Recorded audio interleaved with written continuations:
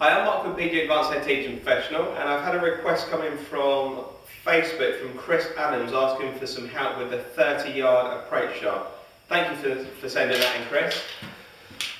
Okay, so a few things that you need to assess. You need to assess the situation of the shot. You know, what kind of lie are you playing off? Are you playing off a hard pan bare lie? Is it a good fairway lie? Are you in the semi-rough? Are you in the rough? Also, the other things to take into consideration is the wind. Are you hitting into the wind? Is it downwind? Is there a bit of a crosswind?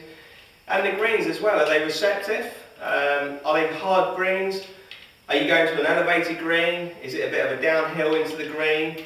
So all of this is going to be sort of taken into the equation of what kind of shot that you want to play. Now, I carry three wedges, a 47, a 52 and a 56 degree wedge. And how I start to control the distances of these wedges is by the length of the swing. So for instance, I know that if I swing it back to hip high with not much wrist action, so hip high through to hip high, with a 56 degree wedge, that for me is about 30 yards.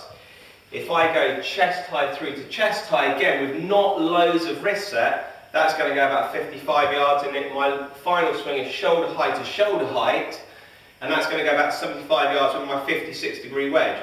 I apply the same with my 52 and my 47, and then I've got like a 9-shot combination there. And what you can do, you can get a piece of paper, write down those 3 yardages on each club, stick it to the shaft with a bit of sellotape, and you'll always know how far you hit each particular distance from that desired swing length.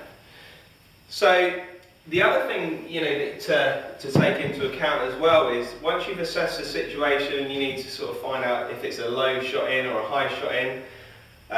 If the pin's tucked quite tight to a bunker where you need lots of height, or the pin's at the back of the green kind of thing, then you can start to have a play around with the ball position in your stance. You know, if I was hitting in a low one, I'd want to have the ball back in my stance with my weight forward, the grip opposite my left thigh, making sure that my angle of attack is nice and steep to send it in sort of lower.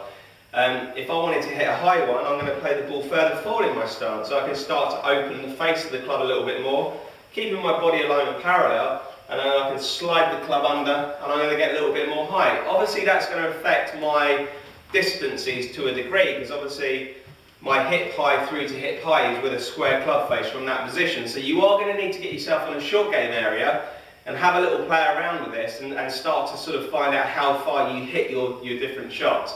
But I think the more versatile you can be at playing these shots, the better you're going to be. So I'm just going to play a couple into the net going hip high to hip high, just to give you an example. So hip high through to hip high. So I know that it's going to be about 30 yards with a 56 degree wedge, keeping the face nice and square. So again, hip high to hip high. So like I say, have a play around with it, start to open the face a bit, start to send a few more up into the air, play the ball back, weight forward, steeper angle of attack, send it in lower.